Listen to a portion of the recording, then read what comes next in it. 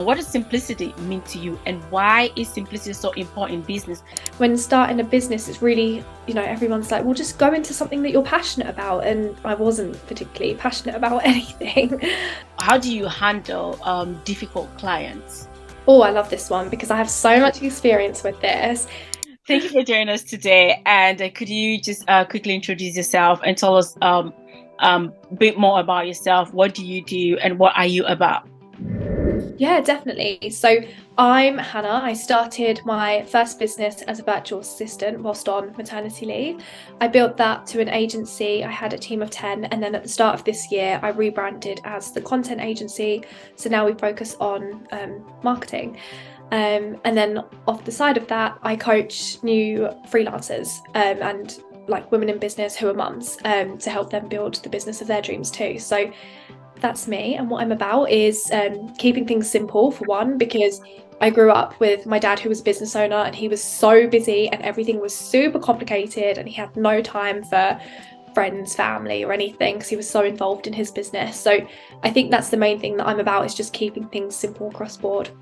Well, amazing. And wouldn't you all agree that we need simplicity in our business? We do. So if you're all about simplicity, sit tight and listen to what Hannah has to share with us. So could you start by telling us a bit more of your story and how did you get into this career? Yeah, definitely. So it was really unexpected, actually, because before this, so my first full-time job, I was in car sales, which is completely different to what I do now.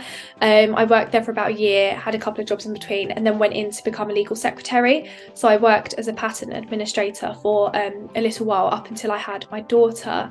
And so one day I was driving to work and I had the worst morning sickness. Don't know if anyone listening can relate to that, but that was horrendous for me. And before that point, I'd never listened to a podcast. So I was listening to a podcast to kind of like try and distract myself from throwing up. And I heard about being a virtual assistant, and I just felt like it was the best thing possible because I could use all of the skills that I already had to run a business. And I think that growing up, I did have a lot of like entrepreneurial traits because I recognized those because my dad had them. And but I wasn't really interested about one particular thing. I don't know if you can relate to that yourself, but when starting a business, it's really, everyone's like, well, just go into something that you're passionate about. And I wasn't particularly passionate about anything. So I set up as a virtual assistant in 2020 and started the business with my daughter at home, working my part-time job back at the firm. And it was crazy busy. And you know that saying when people are like, I think saying really is like hire before you're ready. I feel like when it came to leaving my job, I needed to leave before I was ready. And that's what I did, because it really made me feel uncomfortable and pushed me to go for it. Like I had no choice but to make it work. Wow. So I went into being a virtual assistant, and then the majority of what we were doing was helping service providers and personal brands with their marketing, so social media management, email campaigns. And so at the start of the year, I decided to just rebrand and launch as the content agency, which some might say is a really boring company name, but it's simple and it just made sense for me. So yeah. But it does convey what you do, it conveys your brand. Because sometimes I speak to people and they kind of tell me their company name, and I'm like, blank. It doesn't convey anything that you do. I can't be like, okay, so tell me more about what you do. Yeah. So I think the content agency is just straightforward. So if you need you need content, you have content needs, we know who to reach, we can always reach Hannah. That's it, yeah. So earlier on, you said you were all about simplicity because growing up, you saw how your dad was busy and many of his processes were kind of complicated. Why simplicity, and what does simplicity mean to you, and why is simplicity so important in business? And these are three questions, but if you want me to rephrase them, I can always do that. Yeah, definitely. So I'll run through them, and if I leave anything out, just call me up on it. Okay. So I think, the first one was, what was the first one again? Why simplicity? What does simplicity mean to you? Okay, perfect. So I guess it just means keeping things simple. That's exactly it. So just I think a lot of us can overcomplicate things, or a lot of us can probably resonate to this, but the shiny object syndrome, where we're like, oh, shiny new thing, oh, I need to purchase that, or need this in my business, or need to outsource that, or whatever it might be, because it looks amazing. And in some cases, they will probably help take your business to the next level, like a new coach or a new system, but not in every single situation. And also, there's a lot of systems out there that do everything. And so when I say keep things simple, I also don't mean go and find a system that does everything for you, because it might not do everything effectively. So it's doing things effectively and looking for what works for you. But I guess simplicity is like different for each person. So for me, I'm very busy. I'm a mum. I run technically 2 businesses. I have a household to look after. I've got a crazy dog. And so if I've got to click in and out of lots and lots of different systems, that's not really ideal for me. So it will depend on every person's situation. And I think it's simplicity combined with what is right for you.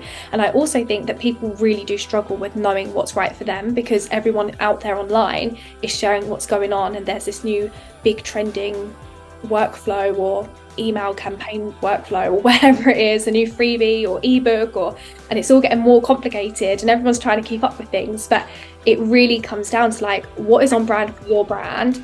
And if your brand is a personal brand, does this work for you? So yeah, that's what it comes down to at the end of the day. So why is it so important? Why is it so important for us to simplify our processes in business? So when it comes to processes in business, that's fine. I'm just going to text her. So cute. So sorry. That's fine. I think she can come and say hello if she's not shy. Would you like to say hello, Isabelle? She's currently dressed as Princess Elsa. Oh, so cute. She's so brave. Hi, Isabelle. Oh, that is cute. Yeah, off you go. Thank you. Thank you. That was amazing. Typical. Guys, she's beautiful. She's amazing. Oh, thank you. Just embrace it. Big shout out to all moms out there, and a huge big kisses to all of their children. Oh, definitely. Yeah, it's not easy. It's not easy running a business with children. And I'd love to say that it gets easier with time, but I think every new phase has new challenges. So yeah. So where was we? Where was we? So you're talking about simplicity, and I was talking about where is the place of simplicity in business, and why is it so important to simplify our business processes? Definitely, because I think in order to grow and scale, you need those business foundations. So if you don't have the foundations and you scale, your business will start to crumble. But before that, you'll get to a point where, so people often set up a business, they'll grow it, it'll get to the point where they're kind of using the old systems and trying to develop new systems, but they're so busy with the work that they have. And it's really important to work on your systems at the beginning, but also set time aside during that busy period, or invest in someone who can help you to really focus on in your systems for further growth. Because if you don't change at that point, it's going to be really hard to change later down the line. And that's why having things done in a simple way, or knowing what you're going to do before you get to that step, or knowing who's going to help you, is going to really help you long term. Because yeah, keeping things simple like that, it's like all you need to know is, okay, I need to schedule out 3 days in my calendar, for example, at that point, and this is when it's going to be, or how long is it going to take me to get there, and when do I need to revisit things. Like just having a simple plan, even to just plan in looking at your whole system again, is the first step, I guess. So you can actually simplify your processes by just having like certain things or things on your calendar. Yeah. And making time to review your systems. And then when it comes to actually simplifying, I guess it depends on each business, but I guess you would just look at the amount of work, the type of work, and is the systems that you have in place. For example, when I started my business, I was using Dubsado, and it was a system that everyone at the time was using, and it really worked for my freelancer business. But when I moved over to an agency, it wasn't the best system to use. And so if I stayed on Dubsado for too long, as my business grew, it was going to be harder for me to track leads and do all the things that I needed to do.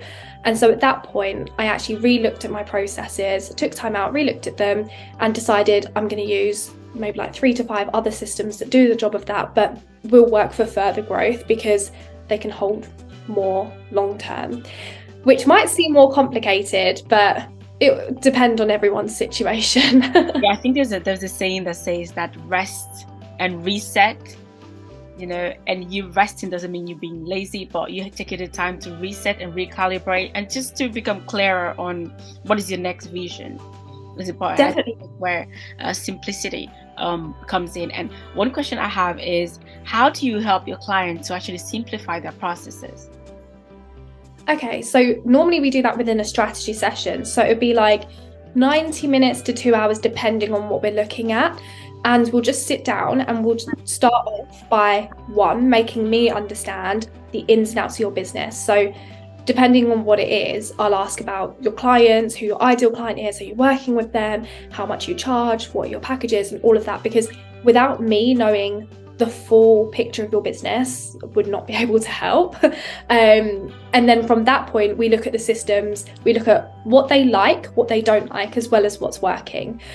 Because there's no point using anything that you just don't like, because life's too short. And then we go from there and look at what could work and what the plan is moving forward to migrate over to those new systems. So yeah. Well, that sounds really interesting. From your experience, what are the challenges you feel that many business owners go through when it comes to business processes and how to simplify them? Well, I think the biggest one is finances, because when you're an SME and you're starting out, even if you have money, that mindset towards money is not the same as when you've transitioned and you've grown. Like, for example, I would now spend X amount of money without questioning it as much, whereas at the start I would question every little thing. And I think probably a lot of people can relate to that, because your money is tight, right, like at the beginning, and you want to hold on to it, but actually the mindset, when you let go, you attract, what I find when I let go, I attract more in. I'm not an expert on money mindset or anything, but that's how it's worked for me. Oh, that's amazing. When you let go, you actually let more in. Yeah, definitely. Like, for example, I'm working with a coach at the minute, and at the beginning I felt like a bit of resistance, because I was like thinking, oh, do I want to spend the money again? We've just made a big change in the business. Should I be holding on to it? Snapped myself out of it. Was like, no, I've worked with this lady before. She's brilliant. What am I saying to myself? Worked with her, and I just find that in my mind, like, I'm in a different headspace because of the container that I'm in, and she challenges me in certain ways that I wouldn't necessarily challenge myself, and I've attracted more leads because I'm actively putting in more effort. Because whereas if I hadn't have done that, would my mindset have been the same? It's one of those situations, isn't it, really? I think it's one of the situations where we say less is more, as well. When you allow things to go, more come into your space as well. And I think this is something I would say that sounds controversial, but it actually works that way. When you allow things to go, and then you don't hold on to things, and you just allow the other things, the new things, to come in. But just to touch on a bit of what you said today, as per how you help your clients and everything, one question I have is, have you ever what would you say about how do you handle difficult clients? Oh, I love this one, because I have so much experience with this. And let me say now that I've got the experience, I'm very good at learning very quickly on a call or when talking to someone if they're going to be ideal for me. But I think that comes down to experience. Like, as you have more calls and you get to know more people, you realise who are going to be the right people to work with and who are not. But initially, I think that when it comes to challenging clients, my tips I would give is, one, get everything in email, because if it's not written down and they come back to you, like you need their word in writing. Make sure that you have a really good contract to begin with. But if you're in a situation where you've got a challenging client and you've not got those things in place, take a deep breath. Think about the bigger picture, like how bad is this really? I'm really sorry, she's going to start singing. Go ahead.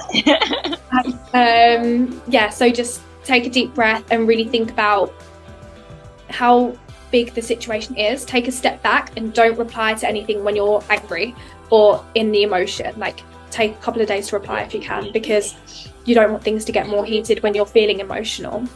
That's so true. These are really, really good tips. So another question I have is, what would you say to people who would like, to young people who would like to get into this career, being a virtual assistant, or get it slowly? I would say, what would you tell young people who want to kickstart their career in this industry? Yeah, definitely. I think I'm so passionate about it, because when I started my business, I was 21. When I started my business, I was 21 and I'm now 24. And I wish I could start earlier, because I wouldn't change it, because I was a different person to what I was way earlier. But if you're thinking about starting a business, do it now, because don't sit on it. Like, there's no perfect time. And if you wait for the perfect time, or you wait for yourself to become a different you or something like that, like, having a business will change you regardless. So I would say just make a start. And if it's rubbish and the work you're putting out is rubbish, just remember that we've all been there.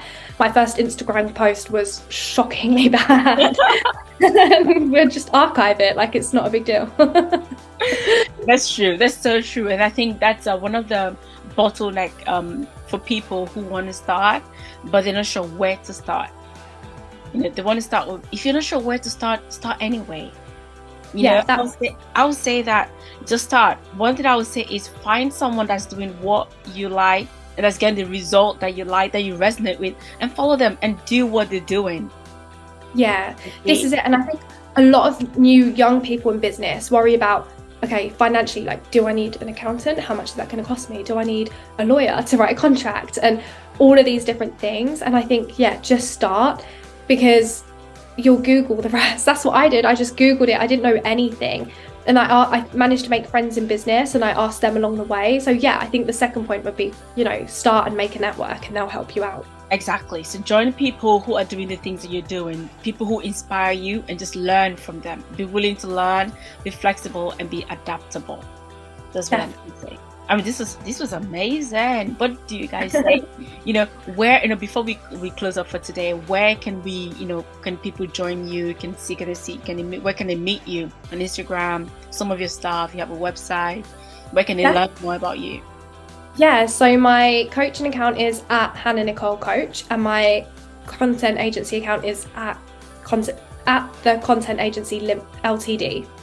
At the content. Well, guys, you don't have to remember this. I'm going to drop it in the description below. On below this video, you can always connect with Hanah if you need help with content or anything, or if you just want another female business owner. If you just want to hear from her, feel free to get in touch with her. And I hope this was very fruitful time. Guys, don't forget to leave your comments below and let me know if there's anything else you'd like us to talk about.